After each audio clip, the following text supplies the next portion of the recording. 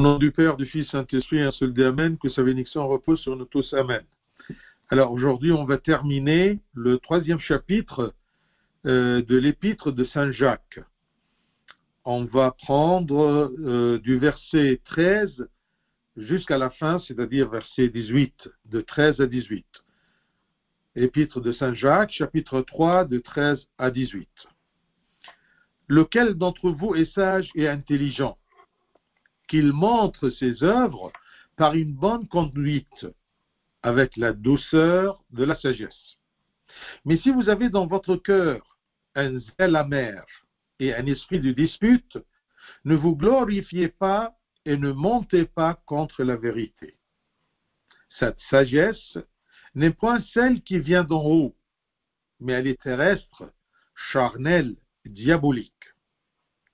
Car là où il y a un zèle amer et un esprit de dispute, il y a du désordre et toutes sortes de mauvaises actions.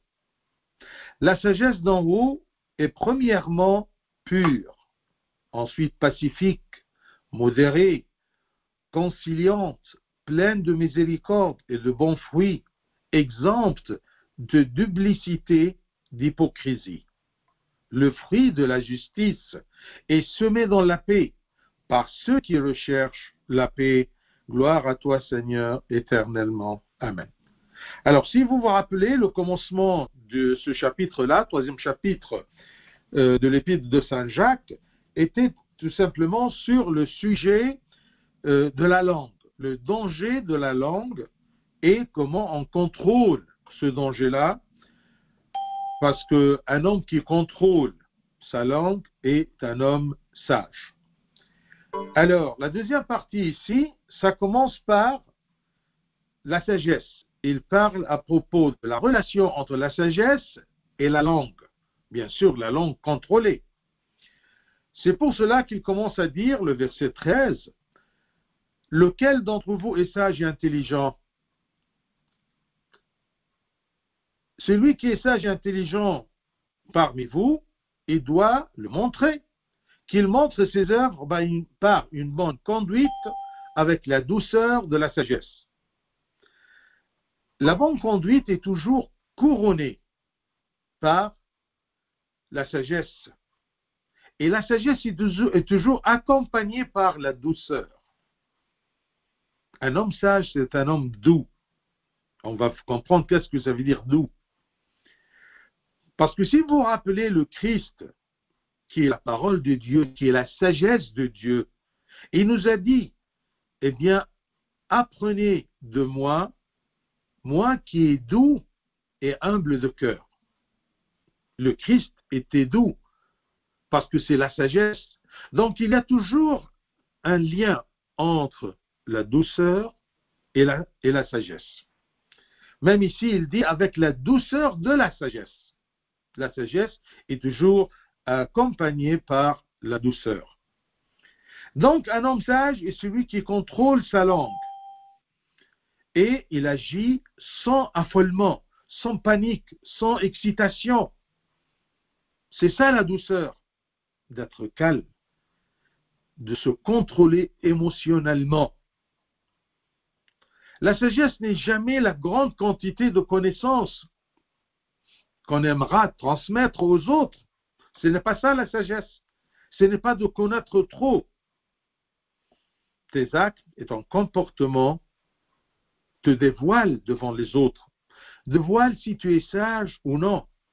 Ta façon d'agir, ta façon de parler, ta façon de t'énerver, même le genre de ta colère.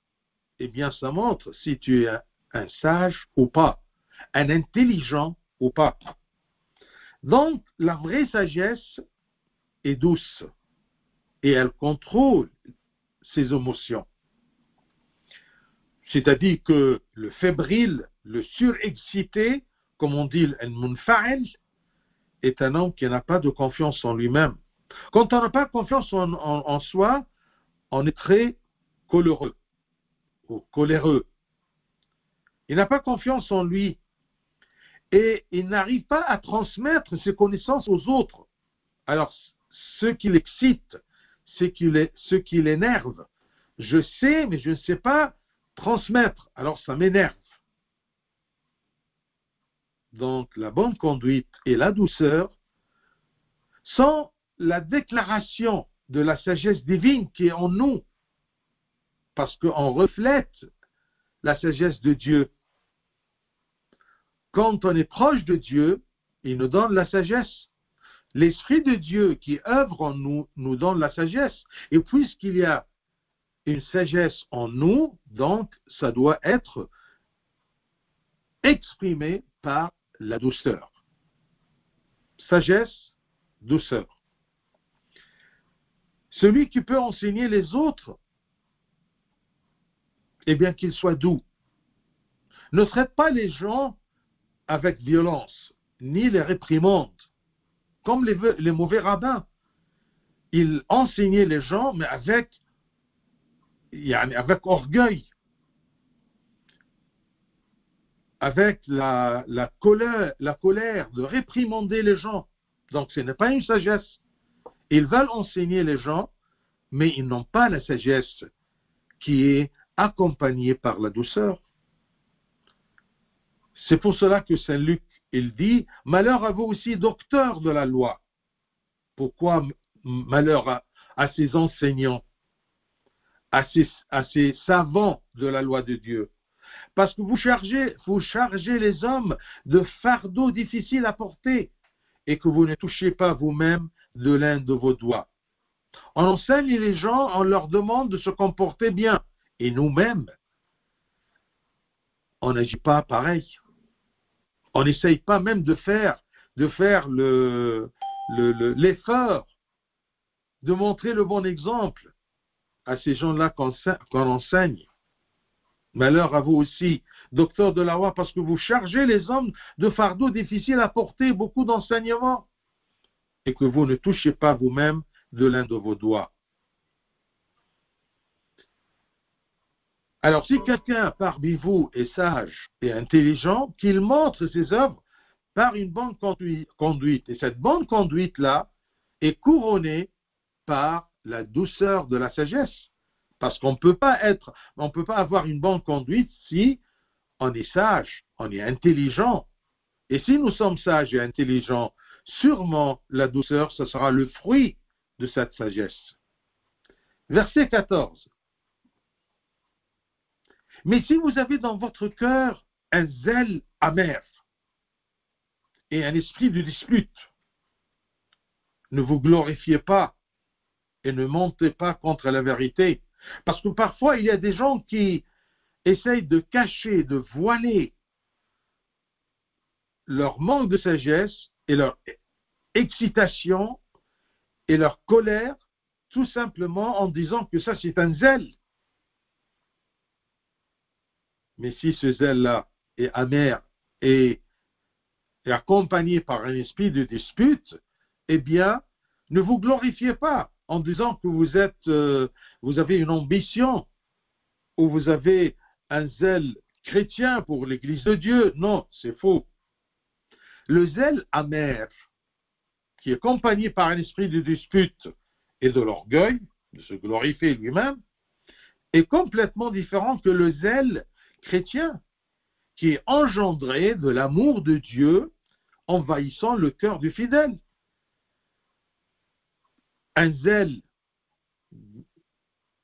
aimé par Dieu, c'est un zèle qui est engendré, qui est le fruit de l'amour de Dieu qui a envahi mon cœur. J'aime Dieu, alors j'ai le zèle. Mais si c'est un zèle amer, sûrement, ça ne vient pas de cet amour de Dieu qui est dans mon cœur. Un zèle amer, ça vient de mon orgueil, de ma façon de juger les gens. Parce que je sais, je connais et j'enseigne les autres. Alors celui qui a ce bon zèle, ce vrai zèle admiré par Dieu, s'allume bien sûr si quelqu'un insulte Dieu ou la foi chrétienne ou l'Église. Mais il le fait avec modération et sagesse. Il peut être excité contre une insulte, contre Dieu que j'aime, mais il le fait avec modération. Si son zèle est accompagné par un esprit de dispute, eh bien ce n'est pas un zèle pour Dieu. C'est un zèle amer qui a touché mon orgueil. Parce que tu as insulté mon Dieu, quelqu'un que je suis.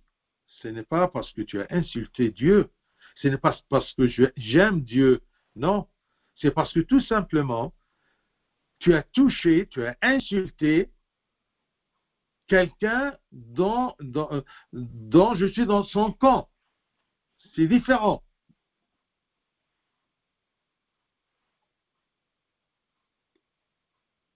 Le zèle amer, il nous ramène toujours à la querelle. Il nous mène aux divisions et à l'esprit de parti, favoritisme ou plutôt sectarisme. Je suis chrétien, que personne ne touche au christianisme parce que je dépends de ce camp-là. C'est comme si, par exemple, je suis le fan d'une équipe de football. Ah, je n'accepte pas que quelqu'un dise quelque chose contre cette équipe-là. Non, c'est un orgueil. Mais si j'aime vraiment Dieu, j'aurai couronné par une sagesse. Et cette sagesse sera couronnée par une douceur. Parce que si j'ai un zèle amer, et le zèle amer mène aux divisions et mène aux querelles, eh bien, c'est écrit, ça marque, chapitre 3, 24, si un royaume est divisé contre lui-même, ce royaume ne peut subsister. Si mon zèle, si ma façon de défendre l'Église ou la foi de l'Église est accompagnée par un esprit de dispute, ça va mener aux querelles, aux divisions. Si une maison est divisée contre elle-même, cette maison ne peut subsister. Si, à cause d'un zèle, mais amer, je commence à avoir l'esprit de dispute à l'intérieur même de l'Église, eh bien, ça va mener à la division intérieure de cette Église. Parce que où il y a des divisions, ça sera l'écroulement. Si une maison, si un royaume, si une paroisse est divisée contre elle-même, où il y a beaucoup de disputes sous prétexte de zèle, des disputes ou des querelles, eh bien, cette communauté, cette paroisse, cette maison, ce royaume ne peut subsister. Ça va s'écrouler.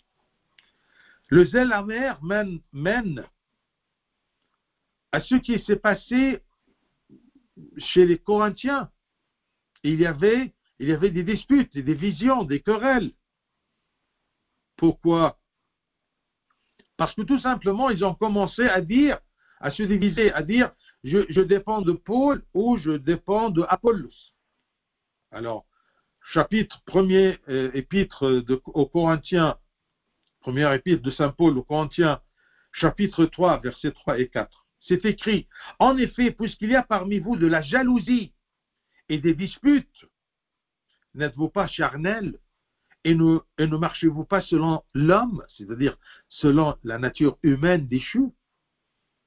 Quand l'un dit, moi je suis de Paul, et un autre, moi d'Apollos, n'êtes-vous pas des hommes, c'est-à-dire des charnels?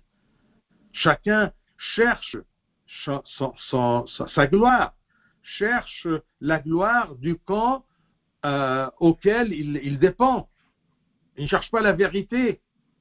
Non, je dépends de Paul, et ben Paul c'est le meilleur. Je dépends d'Apollos, Apollos c'est le meilleur. Non. Toute intolérance, c'est-à-dire l'esprit de dispute, est un gonflement de l'ego. Méfie-toi, Tu crois que c'est un zèle, c'est pour Dieu. Non. Tu t'énerves, ce n'est pas pour Dieu, mais c'est pour l'ego. Un gonflement de l'ego se manifeste toujours de l'orgueil de soi. Ne touche pas au camp auquel je dépends. Si je dépends du Christ, je ne veux pas quelqu'un qui touche au Christ pour mon ego, non pas pour le Christ lui-même. Méfions-nous de se comporter non conformément à ce que nous enseignons, mais à notre ego. Méfions-nous de se comporter non conformément à ce que nous enseignons. On enseigne la douceur, on enseigne le pardon. On ne se comporte pas de la même façon. Eh bien, ce comportement contradictoire, eh bien, ça offense la chrétienté et les chrétiens. Il y a beaucoup de gens, quand on nous voit se comporter autre que nous enseignons, eh bien, ils sont choqués de la chrétienté, du christianisme. Ils vont commencer à juger vraiment le christianisme. Regardez les chrétiens, comment ils se comportent. Ils ont un esprit de dispute, non pas une sagesse couronnée par la douceur. Donc, si tu t'énerves trop, sous prétexte que tu défends la vérité, eh bien, ne vous glorifiez pas et ne montez pas contre la vérité. Ne vous glorifiez pas et ne montez pas contre la vérité. Saint Jacques ici s'adresse à ceux qui se vantent de leur connaissance et de leur science, humiliant celle des autres, bien sûr par orgueil. Et quand ils sont hautains, ils regardent que les autres sont ignorants, eh bien, ils commencent à être très, très coléreux. Ces orgueilleux croient avoir et posséder seule la vérité. Ce que je dis, c'est juste. Je n'accepte aucune discussion. Donc, ces orgueilleux-là, qui se glorifient, croient avoir et posséder seule la vérité, pas les autres. Ils ont un zèle amer pour eux-mêmes. Ils ont un favoritisme pour eux-mêmes, ce qui est contradictoire, bien sûr, à la vérité. C'est que l'homme ait un zèle, mais ça doit être pour la gloire de Dieu. C'est bien qu'un homme a le zèle, si j'ose dire, de défendre la foi et le bon enseignement, mais ce zèle-là doit être pour la gloire de Dieu, non pas pour la gloire de la personne elle-même. Et quand c'est pour la gloire de la personne, il ne sait pas être doux. Il ne sait pas supporter l'ignorance des gens. Mais si vous avez dans votre cœur un zèle amer et un esprit de dispute, ne vous glorifiez pas, ne vous croyez pas bien et ne montez pas contre la vérité. Et du verset 15 jusqu'à 17, il nous montre les deux genres principaux, ou un genre de principaux, les deux genres principaux de la sagesse. Il y a une sagesse qui vient de Satan, qu'on appelle sagesse, et cette sagesse-là, comme il a dit, est terrestre, charnelle, psychique. Car là où il y a un zèle amer, un esprit de dispute, il y a du désordre et toutes sortes de mauvaises actions. Et ça ne peut pas venir que de Satan, du mal. Si tu crois que tu es sage ou tu as une sagesse qui est terrestre, qu'est-ce que ça veut dire terrestre? Ça veut dire qu'il jaillit de l'amour du monde. Si tu as une façon de penser, de voir les choses parce que tu aimes le monde et tout ce qui est matériel, eh bien c'est cette sagesse-là, cette façon de penser, cette façon de voir les choses, ça vient de Satan. La sagesse terrestre dont il parle ici Saint Jacques, c'est une sagesse pour avoir tout ce qui est sensuel, tout ce qui est vain de gloire, tout ce qui est gain pour moi, tout ce qui est pour plaire aux hommes. Cette sagesse terrestre n'a aucune chose céleste. Il n'y a rien de céleste là-dedans. Il n'y a rien des choses célestes dans cette sagesse-là. Sagesse qui vient de Satan, elle est terrestre. Elle ne pense que à ce qui est matériel.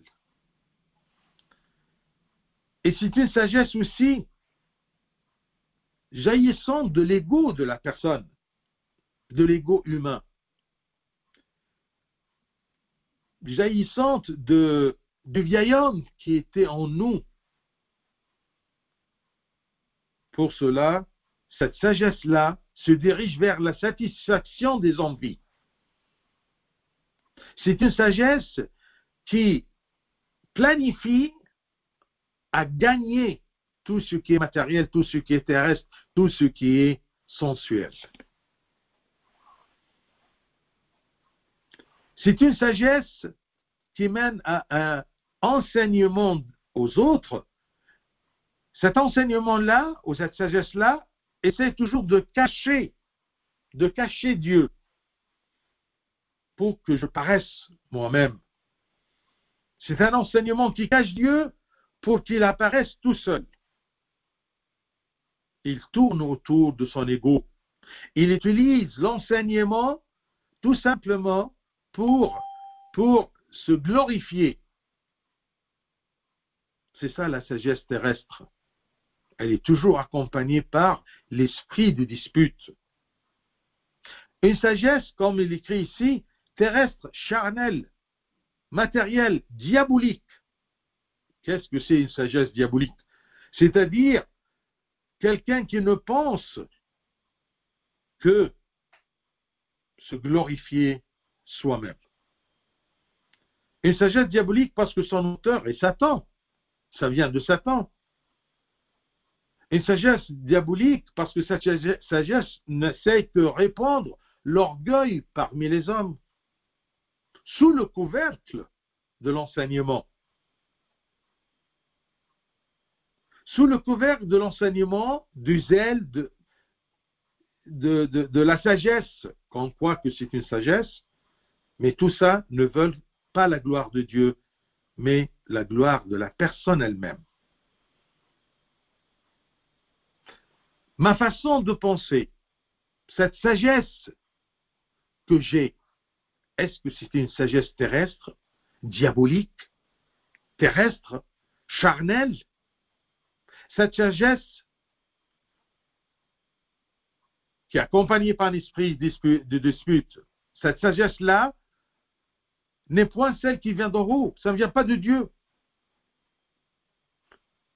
Cette sagesse qui se trouve dans le verset 14 ne peut pas venir d'en haut, mais elle est terrestre, charnelle, diabolique. Deuxième genre de la sagesse, vous la voyez dans le verset 17. La sagesse d'en haut est premièrement la sagesse d'en haut, la sagesse qui vient de Dieu, la sagesse qui vient comme une grâce que Dieu nous donne.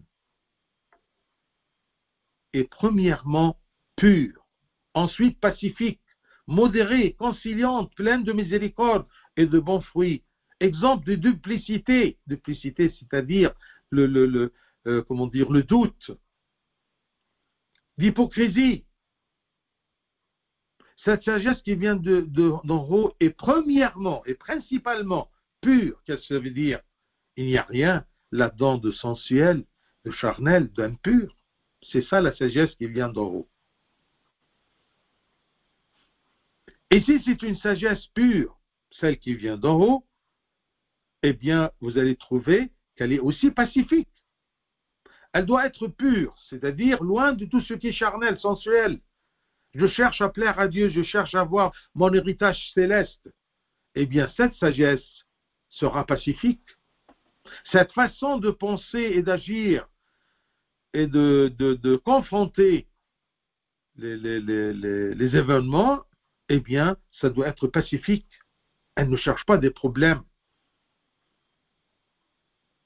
Elle ne cherche pas les mauvaises compétitions.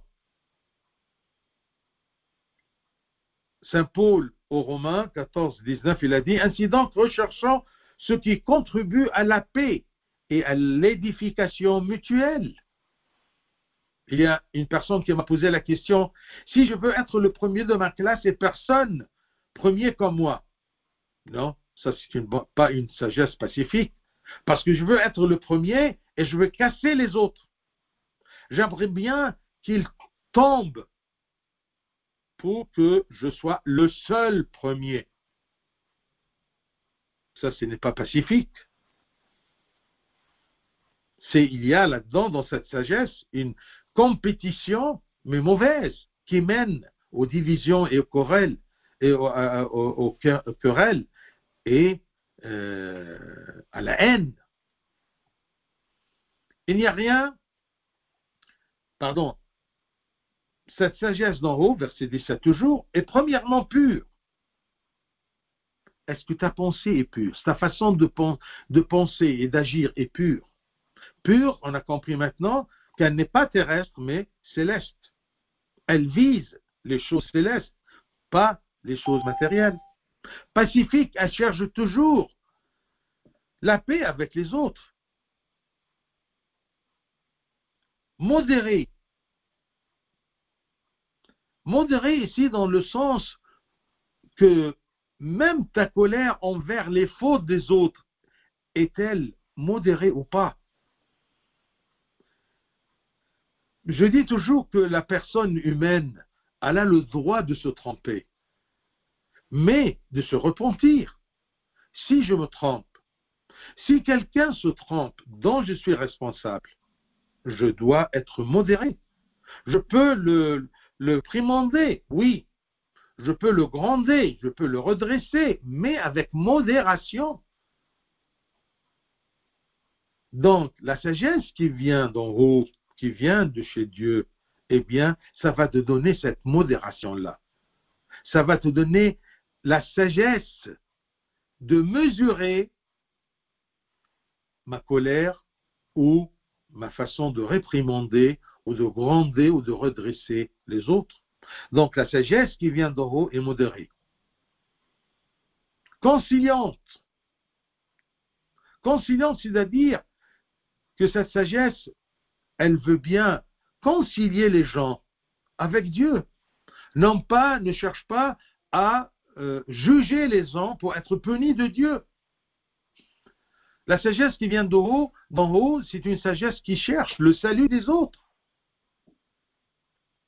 Pas le jugement des autres ou l'indignation des autres.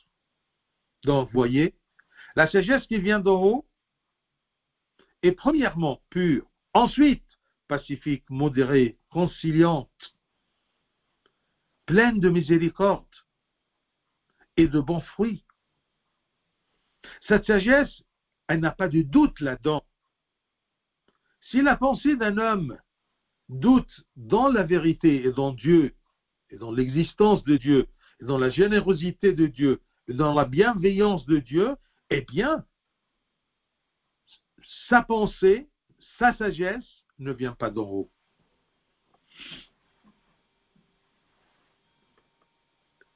Et verset 18. Le fruit de la justice est semé. Le fruit de la justice, les fruits de la vérité sont semés dans la paix, par ceux qui font la paix. Tu ne peux pas être avec un zèle amer et tu peux semer les fruits de la vérité. Ça ne marche pas. Mais si tu es un agent de paix, et tu sèmes dans la paix, tu pourras avoir des fruits de la vérité. Autrement dit, c'est-à-dire que la sagesse d'en haut sème la paix qui donne de bons fruits, qui sont les bonnes œuvres qui réjouissent le cœur de Dieu. Si ta tête est pleine des pensées qui viennent de Dieu, tu seras toujours un homme pacifique. Tu ne cherches pas les problèmes. Tu t'es modéré, même dans ta colère, même ta façon de gronder les autres pour leur bien. Et eux-mêmes, ils vont le sentir. Mais si tu es d'un zèle, d'une sagesse terrestre, diabolique, qui ne vient pas d'en haut, eh bien, tu seras animé par l'esprit de dispute et l'esprit de se glorifier soi-même. La langue et le danger de la langue. Contrôler la langue. Et si on veut contrôler la langue, on a besoin de cette sagesse qui vient d'en haut. Cette sagesse pure qui cherche le royaume des cieux. Et si je cherche le royaume des cieux, eh bien, je serai toujours pacifique. Je cherche la paix. Je sème la paix entre moi et les autres. Même je peux dire, je sème la paix entre moi et Dieu. Je me concilie avec Dieu pour être pacifique. Donc, cette personne qui cherche cette réconciliation avec Dieu, sûrement il est animé par l'esprit de sagesse qui vient d'en haut. Essayons dans ces jours-ci, qu'on se rapproche de la Semaine Sainte et de Pâques, tout simplement de évaluer ma sagesse, ma façon de penser. Est-ce que ma sagesse, mon intelligence, ma pensée, elle vient d'en haut ou ça vient de Satan? Elle est terrestre, elle est charnelle, elle est psychique. Je cherche toujours à satisfaire mes envies ou satisfaire mon Dieu. Que le Seigneur nous donne cette sagesse avec laquelle on peut agir comme enfant de Dieu et on peut contrôler notre langue qui peut me mener au royaume ou peut nous condamner pour la mort éternelle. Que le Seigneur nous donne cette sagesse qui vient d'en haut. Gloire à lui éternellement. Amen.